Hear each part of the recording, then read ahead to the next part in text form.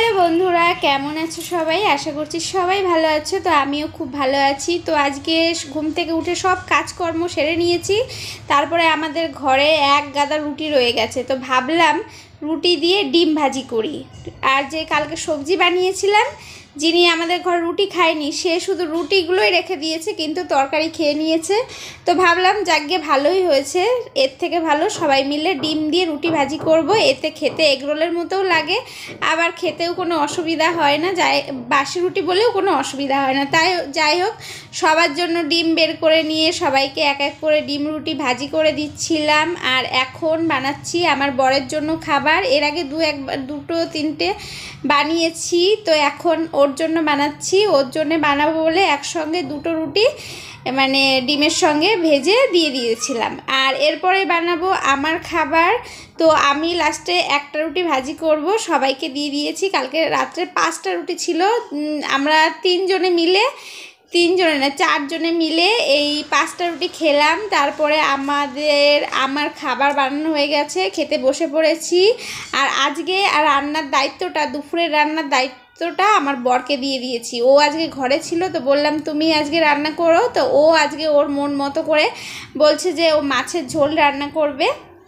তো সেই জন্য আগে একটা ডিম পোস্ট করছিল, মাছের ঝোল রান্না করবে, ডিম পোস্ট কেন করছে। আসলেই আমাদের ঘরে একজন আছে যে কিনা মাছ খেতে চায় না, তো তার জন্যই একটা ডিম ভাজি করা হচ্ছিল। তারপর এখানে তার আগে মাছ ভাজি করে নিয়েছে, ছোট মাছ ছিল কিছুটা, আর ছিল একটু বড় মাছ। তো তারপরে কড়াইতে তেলের সঙ্গে কারি পাতা ফোড়ন দিয়ে আর দিয়ে দিয়েছে মশলা, আদা রসুন যা যা লাগে সব কিছু পেস্ট দিয়ে কষিয়ে নিচ্ছিল।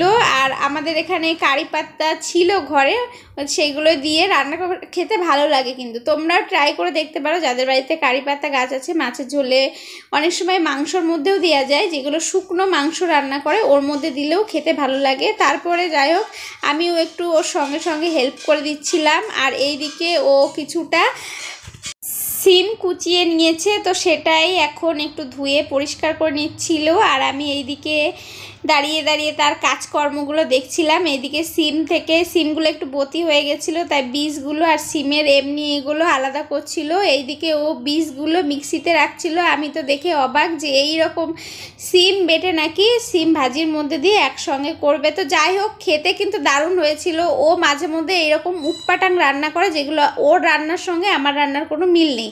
তো যাই হোক, এখন মাছের ঝোল ফুটে গেছিলো। তারপরে এখন মাছ ডিম সব এক এক করে দিয়ে দিচ্ছিল। আর আমি বলছিলাম যে তোমাকে এরকম মানে পাশে ক্যামেরা ধরে আছি, তোমার বিরক্তি লাগছিল না?